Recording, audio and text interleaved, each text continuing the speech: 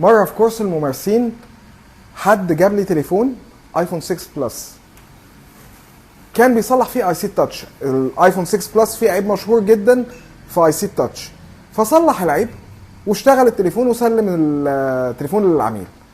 يومين وراجع التليفون وجابوا معاه على الكورس. طبعا اتخانقوا هما اللي هو والعميل وبتاع، قال له انا مسلمك الجهاز شغال، انا مش عرفني الجهاز وقع منك ولا ما وقعش. فالتاني بيقول له لا انا الجهاز ما وقعش مني وانت اللي مصلحه وانت اللي بوظته ولازم تشغله لي. فجاب لي الجهاز والحقني يا باشمهندس، الجهاز ده انا صلحته، عملت فيه اي سي تاتش وكان شغال تمام، ومره واحده الجهاز فصل باور.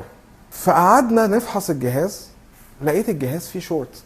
وانا كانت ناس كتير قوي تكلمني على الفيسبوك وعلى اليوتيوب يقولوا لي يا باشمهندس انا صلحت عيب اي سي كذا، يومين والجهاز فصل. طبعا انا مش قادر اشوف الجهاز، مش قادر افحصه، فما بعرفش ارد.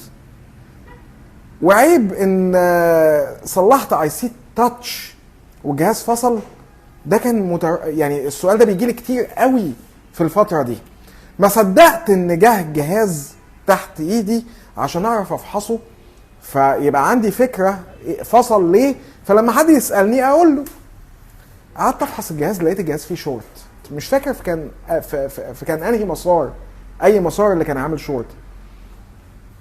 فبقول له ايه يا ابني الفلكس الكتير اللي انت مستخدمه ده؟ البورده مليانه فلكس، انت عشان تغير اي سي تعوم البورده فلكس كده؟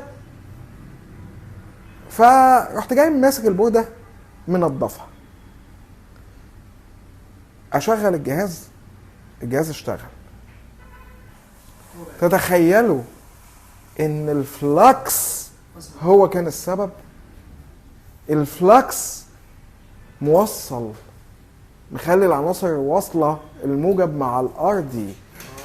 نوع الفلكس سيء، وكان الامتك المضروب.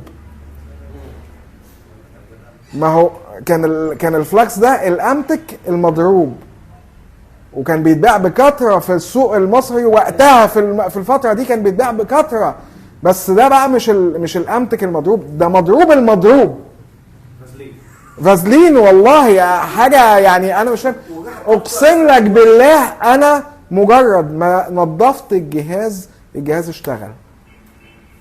هو بقى قاعد هيتجن، مش مصدق ان الفلكس كان سبب وجود مشكله، او ان الجهاز طفى بسبب الفلكس. ودي حاجه انا شاهد عليها.